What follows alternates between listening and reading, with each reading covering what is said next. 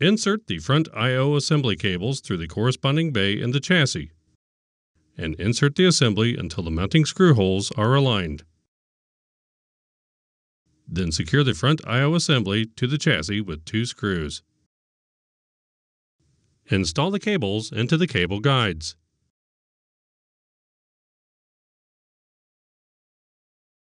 Connect the USB cable